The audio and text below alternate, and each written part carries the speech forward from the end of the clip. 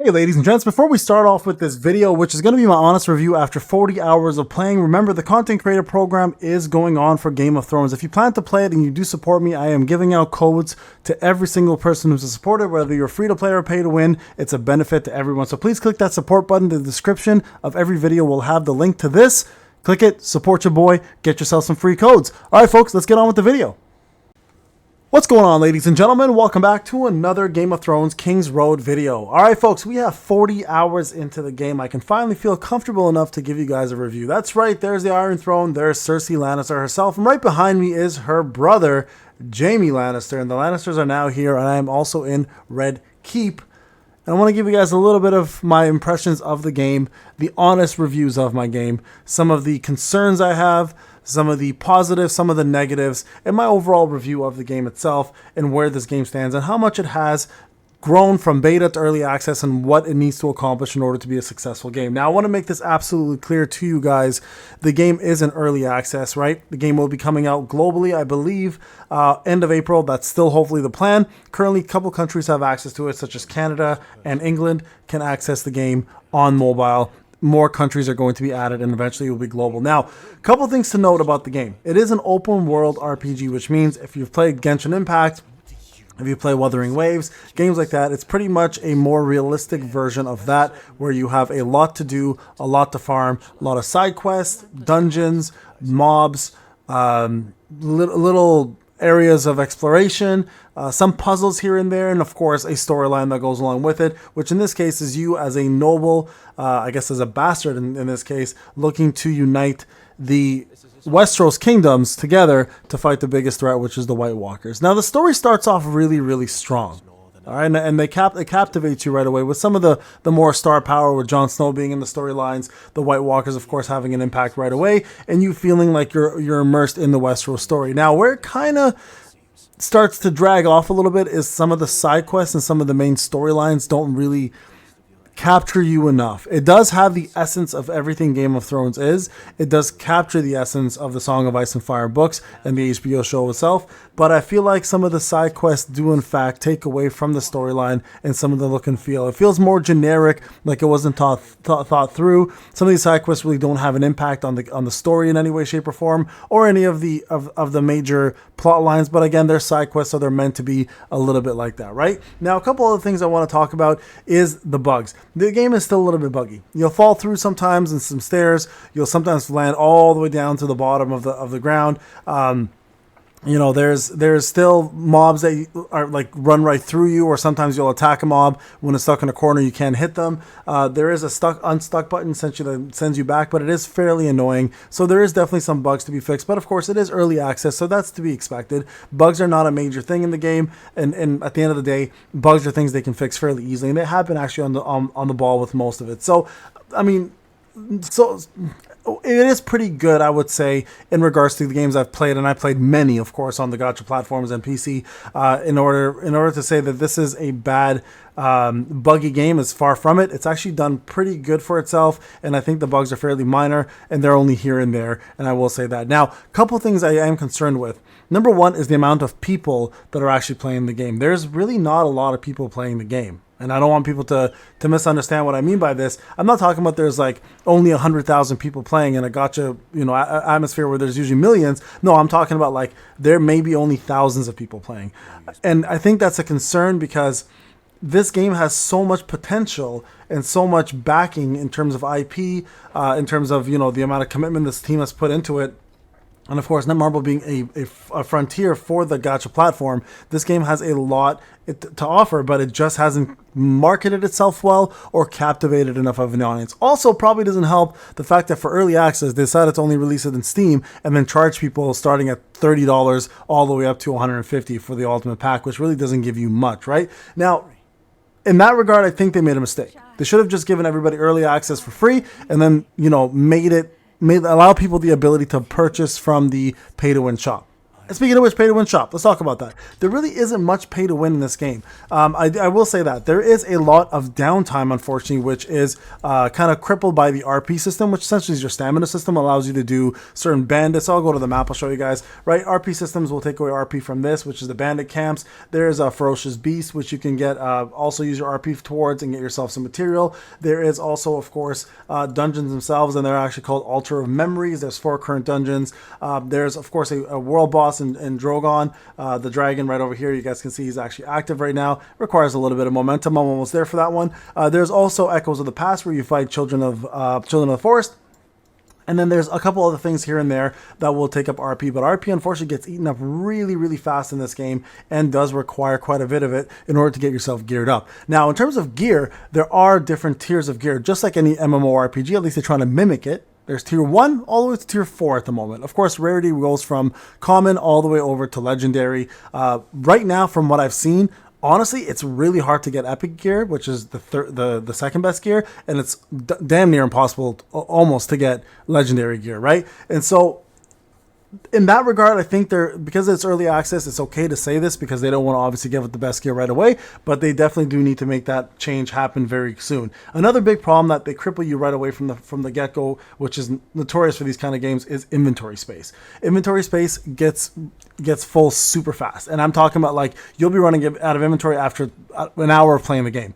It's frustrating because they have inventory for the equipment as well as inventory for consumables, and then they have inventory for regular common items. Okay, and I think that is going to get a lot of people frustrated and upset, and I think that's a really horrible way to start this. And the only way to increase inventory is by using these capacity extensions, whether it's equipment, consumables, whatever the case may be, right? And they're not easy to get. Now, in order to double your inventory, you do have to sign up to the monthly package, which I'm not gonna lie to you guys is actually quite expensive, right? So let me show you guys what that kind of looks like.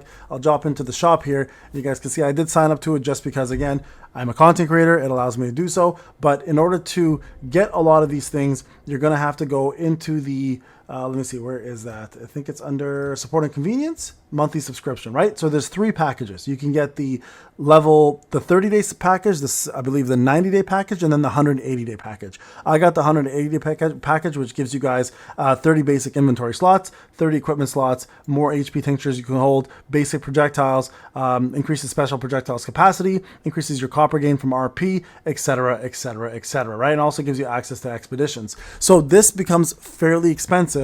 If you don't have that, unfortunately, you're going to be going back and forth and getting yourself rid of your inventory as much as possible. Not to mention, for fast travel, which I think is another big one, you need to actually pay copper, which is I'll talk more about that very shortly, which is actually very expensive if you don't have, again, the package in order to get the free fast pass or fast travel system, right? Which again comes with the subscription. Now, copper. This is crippling. Even for a pay-to-win player, copper is so hard to get a hold of. This is essentially what you will use for 99% of your crafting, 99% of your upgrades. Everything you essentially do in the game requires copper, and it is the hardest currency, in my opinion, right now to get, even more than the gold dragon coins. So anything you do copper-related is going to be crippling. It's the gatekeeping portion of the game, right? Not only is momentum gatekeeping portion, but the copper itself is really, really difficult. So they, again, being early access, I know what they're doing. They're trying to make sure that people don't get too far ahead by allowing people the ability to farm copper slowly, but it's also crippling for players who actually do want to, take advantage of the game and kind of progress in their own story. The one thing they do promote is you do share inventory and copper with all 3 of the alts. So they want you guys to essentially play the game as a sellsword, as an assassin, and as a knight. So they, at the end of the day, they want you guys making 3 characters and then farming with those 3 characters as much as possible from your dailies and your weeklies, etc. Right? So all that to say, it's time consuming and it's a lot of work. But again, the game has some beautiful things about it. The atmosphere is amazing. It does look and feel like a Game of Thrones game. It has all the major characters and voice actors from the story as well as the HBO show. Your character himself actually does live a noble life, but you can choose to make dishonest and cowardly decisions. And at the end of the day, your character's decisions don't really outweigh, or impact the game in any way, shape, or form. But it is a nice option to be able to be, to feel like you're at a Game of Thrones movie or TV show or book, right? To be able to choose to be dastardly or courageous, to be a knight or a sellsword. Those are all things that really do matter. Now, the enemies themselves, the bosses themselves, the dungeons are actually pretty good. I will say the dungeon fights are fairly difficult for the most part outside of the cockatrice, which is the first fight, which is super easy.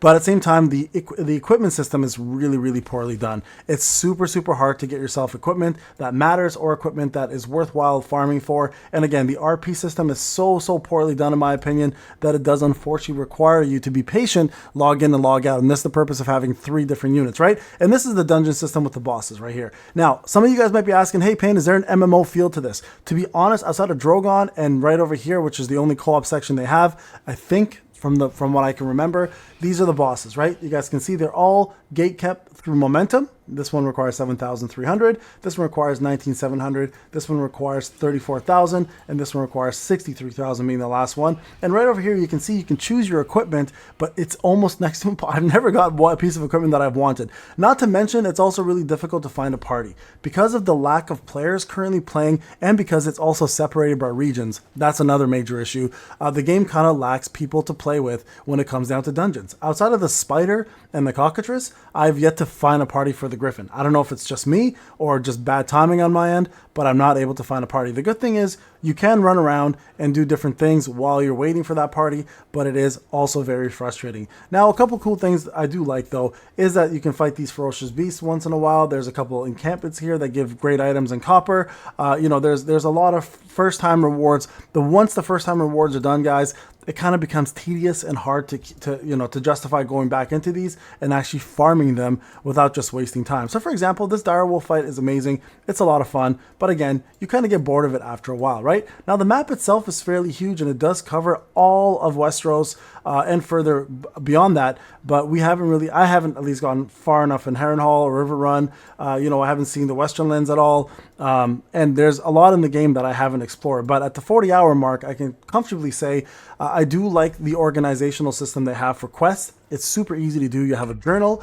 You guys can see what your main quests are. You can see all your side quests. They're identified clearly in the game. Oh, there's a fight right there. Let's check this out. This is a dungeon. And it's super easy to identify where the mobs are that you need to kill or where the NPCs are that you need to find. And I think they've done a great job by doing that because a lot of RPGs kind of leave you hanging. This one does not do that. This one actually lets you see and find NPCs or units or anything you need very simply, and the scanning system is phenomenal. I think this is one of the best things they could have possibly added. The scanning system allows you to kind of view and see what you need to find, and also an easy way for you to locate secrets such as tributes and stuff, which obviously are used for the exchange shop and make life a little bit easier. Okay, so here's one of the dungeons. Here's a boss called the Iron Beak Griffin. Let's see how we do here, guys. Okay, I've yet to do this boss, so I don't even know what it does. But let's see if we see how good this fight is. Now, another thing I really like about the game is lack of stamina. That's right. There's a rate system, and there's a certain amount of dodges you can do before they refresh. But the lack of stamina is actually really nice. I hate games with a lot of stamina systems because they slow things down. You can see there's a bug right there. The boss just kind of disappeared on the other side. But I do like the fact that they don't really focus on that part of it, and stamina is just an afterthought. A lot of games that play like this have stamina in order to stop people from running, or your mounts to get tired. In this game, Game of Thrones doesn't really deal with that, which I think is really nice. And it just lets you play the game how you want to play it, and allows you to run around and get things done quickly without having to worry too much about stamina regeneration. So I think that's really cool. In terms of difficulty, I will be honest, it's not really that difficult of a game, at least that I've played. I think they've done a great job balancing that out, and that may change obviously as we get further into the game. But as I've played so far, I think the most difficult thing I've done is probably these dungeons, which rightfully so should be it. But outside of that, guys, I think it's fairly free-to-play friendly. I will be honest. You do have to be patient, and you will have to give this game some time in order for you to, get the full look and feel. If you are not patient, you will be buying RP with Dragon Coins, which is simple enough to get so far, but it also can be, forcing you to play those extra classes, like I mentioned, the alts. Let's just call them the alts, right? So just keep that in mind, guys. It's not always easy to sit back and want when you really want to play a game, you can go exploring, you can do all that, but what really matters in this game is getting more momentum, right? And at the end of the day, momentum is only going to be gathered and gained whenever you can get new armor, new equipment, new weapons, and unfortunately, because of the RP system, that is much more difficult to do in this game. So there you guys go. That's essentially it. This is the boss here. I'm gonna give this a little bit of a go here and see how we do. It's coming after me here. It's actually not coming after me at all. So you can see people are losing health right now. It's going to come dropping right on us. Let's see if I can shoot it down a bit. And I do like the range system. I do like that there's like a range attack as well. And it actually is impactful. A lot of the times every class will have one. And a lot of times in this game, like that's kind of used to just pull mobs. In this game, it actually does quite a bit of damage. Like, look, you can see it right there. I did fairly decent damage there. Here it comes at me now. Let's get some health back. And you guys see right there, like it's nice not to have that stamina because I can run around.